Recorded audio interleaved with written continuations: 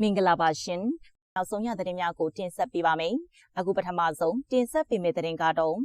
905ကကြီးဖြင့်မတရားအကျဉ်းချခံရသူ3000ကျော်ကိုလူငင်းခွင့်ပြုဟုစကားမှထုတ်ပြန်နေဆွဲတဲ့ကိုတင်ဆက်ပြီးတော့မှာဖြစ်ပါတယ်စစ်ကော်မရှင်စကားမှသည်လာမယ့်ရွေးကောက်ပွဲတွင်ပြည်သူများဆန္ဒမဲပေးပိုင်ခွင့်မဆုံးရှုံးစေရေးအတွက်ဟုဆိုကာရာဇသက်ကြီးပုံမှန်905ကကြီးဖြင့်ပြစ်ဒဏ်ချမှတ်ခံထားရသူ3085ဦးအောင်ပြစ်ဒဏ်လျော့ပေါ့လူငင်းချမ်းသာခွင့်ပြုခဲ့ပြီးတရားစွဲဆိုထားသည့်9580ဦး၏အမှုများကိုပိတ်သိမ်းကြောင်းအမျိုးသားကောက်ွယ်ရေးနှင့်လုံခြုံရေးကောင်စီက2025ခုနှစ်နိုဝင်ဘာလ26ရက်နေ့တွင်ကြေညာခဲ့ပါတယ်။စစ်ကောင်စီထုတ်ပြန်ချက်အရ905ကကြီးဖြင့်ပြမှုထင်ရှားစီရင်ခံရပြီးအကျဉ်းထောင်အသီးသီးတွင်ပြစ်ဒဏ်ချခံနေကြသောအကျဉ်းသားအကျဉ်းသူစုစုပေါင်း3085ဦးကိုလူငင်းခွင့်ပေးခဲ့ခြင်းဖြစ်ပါတယ်။905ကကြီးဖြင့်အကျဉ်းသားအကျဉ်းသူ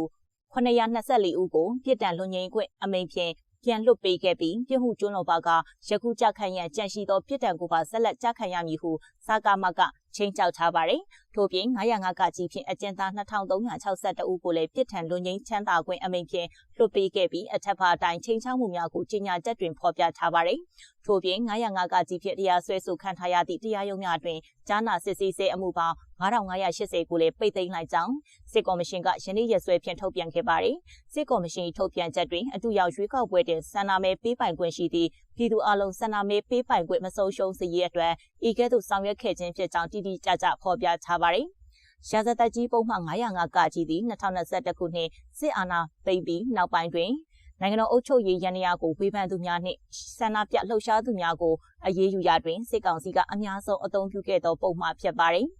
ဆက်လက်ပြီးလေးမျက်နှာတိုက်ပွဲမှစစ်ကော်မရှင်တပ်ဖွဲ့ဝင်လူနာများကိုကုသပြီးမနိုင်မနှင်းဖြစ်နေစဉ်တာပေါင်းမှလူနာများပါအလုံးရင်းနှင့်ထက်ရောက်လာ၍ရန်ကုန်ကိုဇက်တိုက်ပို့နေရတဲ့ဆွဲသတင်းကိုတင်ဆက်ပေးသွားမှာဖြစ်ပါတယ်။အေရဝတီတိုင်းပသိမ်ခရိုင်တာပေါင်းမြို့နယ်နှင့်လေးမျက်နှာမြို့နယ်တို့တွင်အာရကတပ်တော် AA နှင့်စစ်ကော်မရှင်တို့တိုက်ပွဲပြင်းထန်စွာဖြစ်ပွားနေရာစစ်ကော်မရှင်တပ်မှထံရရသူများပသိမ်တို့အလုံးရင်းနှင့်ရောက်ရှိနေကြောင်းသိရပါတယ်။လေးမျက်နှာမြို့နယ်အတွင်းမှရောက်ရှိလာသည့်ထံရရစစ်ကော်မရှင်တပ်သားများကိုပသိမ်စစ်မြေပြင်စေးတက်ရဲမှဆားရလေးတွင်ကုသပေးနေရာလူနာများပြသည့်အတွက်ရန်ကုန်သို့ပို့ဆောင်နေရကြောင်းသိရပါတယ်။ရှေ့တစ်ဘက်ကလေးမျက်နှာဘက်ကနေပြီးစစ်ကားကြီး14စီးနဲ့လူနာနဲ့လူသေးတွေပြန်သေးလာတာအခုတာပေါင်းဘက်ကနေပါလူနာတွေထက်ရောက်လာတယ်ခုလိုမနိုင်တာတွေကိုရန်ကုန်ကိုပို့နေရတယ်လို့သိရပါတယ်ဟုစစ်ရေးသတင်းရင်းမြစ်ကသတင်းဌာနကိုပြောကြားပါတယ်။ယခုရက်ပိုင်းတွင်တိုက်ပွဲပြင်းထန်လာသည့်တာပေါင်းမြို့တွင်ဒေပြူရွာတိုက်ပွဲမှာဒဏ်ရာရစစ်ကော်မရှင်တပ်ဖွဲ့ဝင်များပသိမ်မှဆရလေးတို့ထပ်မံရောက်ရှိလာသဖြင့်နေရအခက်အခဲနှင့်စေဝါသွေးဆရာဝန်သူနာပြုလုံလောက်မှုမရှိတော့သည့်အတွက်အရေးပေါ်လူနာများကိုရန်ကုန်သို့ပို့ဆောင်နေရကြောင်းပသိမ်သတင်းအထူးတပ်ဖွဲ့ထံမှသိရပါတယ်။အနောက်တောင်တိုင်းစစ်ဌာနချုပ်နာတာခမှတပ်သားတစ်စုဆောင်ပြီးအေရဝတီစစ်မျက်နှာပြင်သို့ပို့ဆောင်ခံထားရသည့်တပ်ဖွဲ့ဝင်အများစုမှာတာပေါင်းလေးကျေးရွာဘက်တွင်ပြန်လည်ထွက်ပြေးမှုများရှိနေသဖြင့်လိုက်လံဖမ်းဆီးနေရကြောင်းသိရပါတယ်။ထို့သောထွက်ပြေးသည့်စစ်ကော်မရှင်တပ်ဖွဲ့ဝင်အချို့မှာနေမြေကျွမ်းကျင်မှုမရှိသဖြင့်၎င်းတို့ခင်းထားသည့်မိုင်းများကိုပြန်နှင်းမိပြီးသေဆုံးမှုများပြကြောင်းလည်းသိရပါတယ်။နာတာခသည်တပ်သားတင်များကြဆုံးမှုကိုအဆက်အသွယ်ရှိသလောက်သာအကြောင်းကြားနိုင်ပြီးယခုနောက်ပိုင်းသေဆုံးသူများစရင်ကိုမိသားစုထံအကြောင်းကြားထားခြင်းမရှိတော့ကြောင်းသိရပါတယ်။ထို့ကြောင့်မိသားစုဝင်များမှာအပိုင်အုပ်ချုပ်ရေးမှုများ၏ဖုံးဆက်သွယ်အတိပေးမှုများဖြင့်သာသေဆုံးကြောင်းကိုလအတော်ကြာမြင့်မှသိရှိရပါတယ်။ဂွာကန်ကြီးတွင်လှည့်လည်နေသောစစ်ကော်မရှင်၏နေပြည်တော်စီးသည်ပြီးခဲ့သည့်နိုဝင်ဘာ22ရက်နေ့မှစတင်ကာကျေးရွာများအတွင်းကိုလက်နက်ကြီးများဖြင့်စက်တိုက်ပစ်ခတ်မှုများပြုလုပ်ခဲ့ပါတယ်။ထို့ပြင်ရွှေတောင်ရန်မြို့နယ်မကြီးစင်ရွာနှင့်တာပေါင်းမြို့နယ်တဲထူကျေးရွာတို့တွင်တိုက်ပွဲဖြစ်ပွားလျက်ရှိရာစစ်ကော်မရှင်တပ်ကလက်နက်ကြီးများဖြင့်ပစ်ခတ်နေကြောင်းသိရပါတယ်။ဆက်လက်ပြီးကျွန်းစု PDF အပါအဝင်တိုင်းနယ်ပြည်နယ်6ခုမှပြည်သူများကိုရွေးကော်ဥပဒေဖြင့်စစ်ကော်မရှင်အမှုဖွင့်ဖမ်းဆီးတဲ့ဆွဲသတင်းကိုတင်ဆက်ပြီးတော့မှာဖြစ်ပါတယ်။အာဏာသိမ်းစစ်ကော်မရှင်ကရွေးကောက်ပွဲများကိုနှောက်ယှက်ဟန်တာဖျက်ဆီးသည်ဟုဆိုကာတနင်္သာရီတိုင်းကျွန်းစု PDF အပါအဝင်တိုင်းနယ်ပြည်နယ်6ခုမှပြည်သူများကိုရွေးကောက်ပွဲဥပဒေတို့ဖြင့်ထပ်မံအမှုဖွင့်ဖမ်းဆီးထားကြောင်းယနေ့နိုဝင်ဘာ26ရက်ထွက်ဝါဒဖြန့်သတင်းစာမှတဆင့်ထုတ်ပြန်လာပါတယ်။အဆိုပါရွေးကောက်ပွဲများကိုအထူးအရောင်အဖြစ်ပြည်သူလူထုနှင့်တော်လှန်ရေးအင်အားစုများမှသတ်မှတ်ထားပြီးလက်မခံသဖြင့်ဇူလိုင်29ရက်တွင်စစ်ကော်မရှင်ကရွေးကောက်ပွဲဥပဒေအားပြဋ္ဌာန်းပြီး EROS PDF သတင်းဌာနအမှုပညာရှင်များအပါအဝင်ပြည်သူများကိုအမှုဖွင့်ဖမ်းဆီးလျက်ရှိရာယခုထပ်မံထုတ်ပြန်လာခြင်းဖြစ်ပါတယ်။ထို့သောထုတ်ပြန်ရ၌တိုင်းနှင့်ပြည်နယ်6ခုဖြစ်သောတနင်္သာရီရန်ကုန်ကရင်ပဲခူးမန္တလေးစကိုင်းတို့မှပြည်သူများပါဝင်လာပြီး၎င်းတို့သည်ရွေးကောက်ပွဲဝင်ပြိုင်မည့်ကြံ့ခိုင်ရေးပါတီနှင့်ပြည်သူ့ရှေ့ဆောင်ပါတီ PPP တို့၏မဲဆွယ်ဆိုင်ပုံများစုပ်ဖြဲဖျက်ဆီးခဲ့သလိုရွေးကောက်ပွဲပြက်ပြားအောင် ရေးသားလှုံ့ဆော်ကြောင်းစစ်ကော်မရှင်ကဆိုပါတယ်စစ်ကော်မရှင်ဤထုတ်ပြန်ချက်အရတနင်္သာရီတိုင်းပူတော်မြို့နယ်ဗုတ်ချံရွာ၌စိုက်ထူထားသည့်ကြံ့ခိုင်ရေးပါတီ၏မဲဆွယ်စည်းရုံးရေးဆိုင်းပုဒ်ကိုပြီးခဲ့တဲ့နိုဝင်ဘာ19ရက်ကဖျက်ဆီးသွားသဖြင့်ထို့သူစစ်ဆေးစေအား၎င်းကျိုးစု PDF နှင့်တရက် PDF တို့ကို၎င်းရွေးကောက်ပွဲဥပဒေဖြင့်အမှုဖွင့်ထားကြောင်းသိရပါတယ်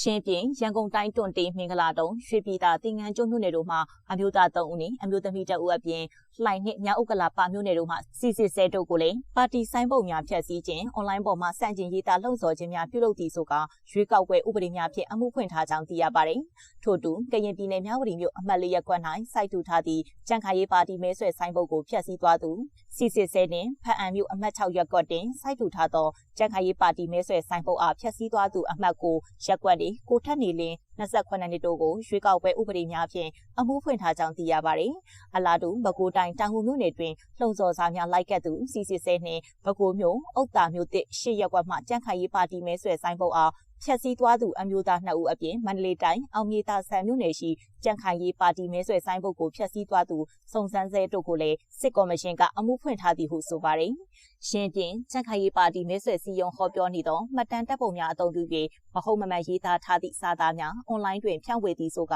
လူထုသတင်းစာတိုက်နာမည်ဖြင့် Facebook အကောင့်ဖွင့်ထားသူစီစစ်ဆဲကိုလည်းစစ်ကော်မရှင်ကပြည်ဦးလွင်မြို့မှာရဲစခန်း၌ရွေးကောက်ပွဲဥပဒေဖြင့်အမှုဖွင့်ထားကြောင်းသိရပါတယ်။ထို့ပြင်စကိုင်းတိုင်းရွှေဘုံမြို့အမှတ်10ရပ်ကွက်နေဦးစံလင်းခဒေါက်ဆန်60နှစ်ကိုလည်းလမ်း၌စစ်ဆေးရမှာ၎င်းကင်ဆောင်သည့်တယ်လီဖုန်းအတွင် TikTok ပေါ်တွင်ရွေးကောက်ပွဲစန့်ကျင်လှုံ့ဆော်စာများနှင့်တပ်ပုံများရေးသားထားသည်ဆိုကဖမ်းဆီး၍ရွှေဘုံမြို့မှာရဲစခန်း၌ရွေးကောက်ပွဲဥပဒေဖြင့်အမှုဖွင့်ထားကြောင်းစစ်ကော်မရှင်ကဆိုပါတယ်။ပြီးခဲ့တဲ့ရက်ပိုင်းတွင်ကလည်းရွေးကောက်ပွဲစန့်ကျင်သည့်စာများလိုက်ကပ်သည်ဟုဆိုကအမျိုးသား2ဦးကိုထောင်ဒဏ်48နှစ်ထိချမှတ်ခဲ့ပြီးအမျိုးသမီး2ဦးကို18နှစ်ချမှတ်ခဲ့ပါတယ်။ဆက်လက်ပြီးမိုးကုတ်မြို့သို့စစ်ကော်မရှင်တပ်ဖွဲ့ဝင်အချို့ရောက်လာပြီးတော်လှန်ရေးတပ်ဖွဲ့များထွက်ခွာရန် TNL ကအကြိမ်ကြိမ်ပြောထားတဲ့ဆွဲတဲ့ကိုတင်ဆက်ပြီးတော့မှာဖြစ်ပါတယ်။